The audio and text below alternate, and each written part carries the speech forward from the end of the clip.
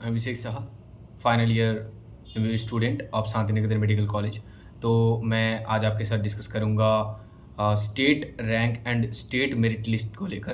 तो I think कि आप अगर ड्रॉपर हैं एंड आपने अगर पिछले साल काउंसलिंग किया या फिर उसके पिछले साल काउंसलिंग किया है, तो आपको पता ही होगा कि स्टेट रैंक या फिर स्टेट मेरिट लिस्ट क्या है एंड उससे क्या पता चलता है, ठीक है। और जो लोग आप नए हैं, इस साल फ्रेशर हैं एंड पहले बार नीट दिए हैं, तो उन लोगों के लिए ये जानना बहुत ज़रूरी है कि हाँ, स्टेट रैंक क्या होता है, स्टेट मेरिट लिस्ट कब आता है और ये कितना इम्पॉर्टेंट होता है अगर आप स्टेट में काउंसलिंग करवाते हो तो, ठीक है।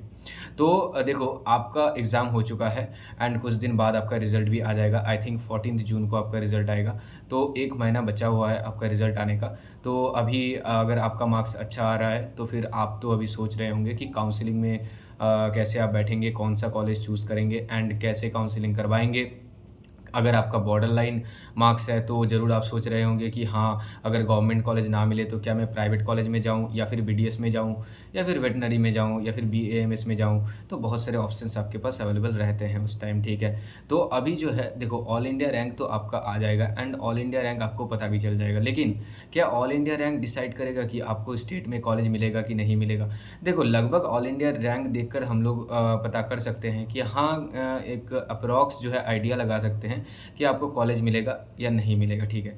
लेकिन स्टेट रैंक जो है ये एक इम्पॉर्टेंट, एक वाइटल रोल प्ले करता है। यही डिसाइड करता है कि हाँ, आपको स्टेट में कॉलेज मिलेगा कि नहीं मिलेगा। देखो, तो आपका पहले रिज़ल्ट आएगा, रिज़ल्ट में आपको आपका रैंक पता चल जाएगा ऑल इंडिया का एंड उसके कुछ दिन बाद ही जो है ना, तो ऑल इंडिया कोटा का जो काउंसलिंग है वो स्टार्ट हो जाता है। ऑल इंडिया कोटा का काउंसलिंग स्टार्ट होने के बाद, मतलब first round all India quota का होने के बाद कुछ दिन बाद जो है, तो उसके बाद जो वेस्ट बंगाल या फिर दूसरे किसी भी स्टेट हो, तो उस स्टेट में क्या होता है, आपका जो काउंसलिंग है फर्स्ट राउंड का वो स्टार्ट होता है। उसके बाद ऑल इंडिया कोटा में सेकंड राउंड होता है, उसके बाद फिर से स्टेट में सेकंड राउंड होता है। तो ऐसे जो है राउंड एक ऑल इंडिया कोटा में एंड उसके बाद जो है स्टेट कोटा में होता है, ठीक है।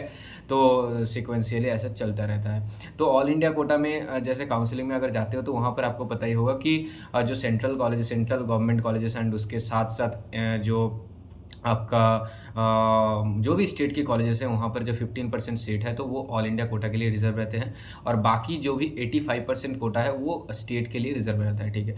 तो जैसे कि मैं वेस्ट बंगाल के लिए कहूँ, तो वेस्ट बंगाल में 85% सीट अगर मैं ऐड करूँ, तो मैंने पिछले वीडियोज़ में आपको बताया हुआ था कि हाँ, पिछले वीडियो में जो भी नंबर ऑफ़ सीट्स हैं, जो भी कॉलेज वाइज, तो वो मैंने बताया है। तो आप जाकर देख सकते हैं कि हाँ, 85% जो सीट है वो कितने सीट से, कौन कौन से कॉलेज में कितने सीट है, सारा कुछ मैंने पिछले वीडियो में आपको बताया हुआ है। तो जाकर चेक कर सकते हैं, वहाँ पर आप नोट कर सकते हैं, ठीक है उसको। तो अभी देखो, जो स्टेट रैंक है और स्टेट मेरिट लिस्ट है, तो जब आपका काउंसलिंग वेस्ट बंगाल का स्टार्ट होगा, उसके बाद आपका जो है तो फर्स्ट राउंड का जो भी है रजिस्ट्रेशन एंड देन उसके बाद चॉइस फिलिंग एंड जो प्रोसेस है, सारा प्रोसेस होता है, डॉक्यूमेंट वेरिफिकेशन एंड देन ऐसे जो है तो 4-5 प्रोसेस होता है। उसके बाद जो है सीट मैट्रिक्स आता है एंड उसके बाद स्टेट मेरिट लिस्ट आता है। वो जो स्टेट मेरिट लिस्ट है, उसमें क्या होता है कि स्टेट का जो मेरिट है, जैसे कि आप मानो वेस्ट बंगाल में आपका जो रैंक है वो 1 आया है, ठीक है।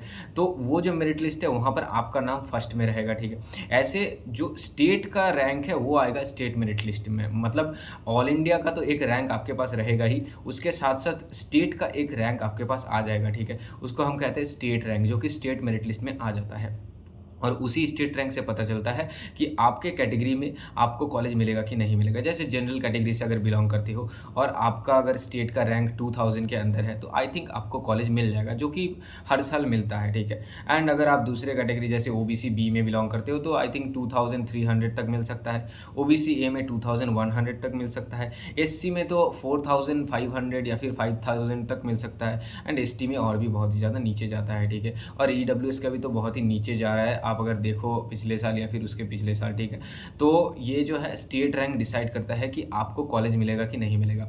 और देखो, ये जो स्टेट रैंक है, ये क्या होता है, ऑल इंडिया रैंक, मतलब स्टेट का परफॉर्मेंस तो हर वक्त ऐसा तो नहीं है ना कि वेस्ट बंगाल का जो परफॉर्मेंस है वो बहुत ही अच्छा होगा, दूसरे स्टेट का भी अच्छा हो सकता है। एंड इसलिए जो है state rank and all India rank में जो है एक कंपेरिजन रहता है। हम मानो कि वेस्ट बंगाल का परफॉर्मेंस उतना अच्छा नहीं रहा, तो वेस्ट बंगाल का कट ऑफ नीचे जाएगा। लेकिन मानो कि वेस्ट बंगाल का कट ऑफ अगर बहुत ही वेस्ट बंगाल का जो रिज़ल्ट है वो बहुत ही अच्छा हुआ। वेस्ट बंगाल के जो बच्चे उन्होंने अच्छा परफॉर्मेंस किया, तो फिर क्या होगा, वेस्ट बंगाल में जो कट ऑफ है वो बहुत ही हाई जाएगा, ठीक है।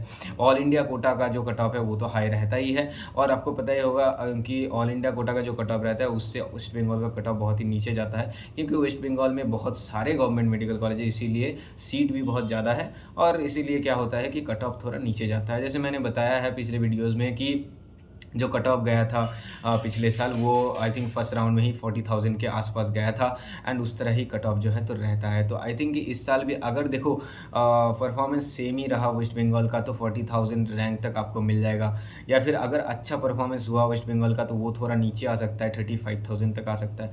और अगर वेस्ट बंगाल का परफॉर्मेंस उतना अच्छा नहीं रहा स्टेट रैंक के ऊपर, स्टेट मेरिट लिस्ट की अगर हम बात करें, तो फिर वो हो सकता है कि हाँ 45,000 तक भी जा सकता है, ठीक है। तो वो पूरा डिपेंड करता है वेस्ट बंगाल का परफॉर्मेंस कैसा होता है उसके ऊपर।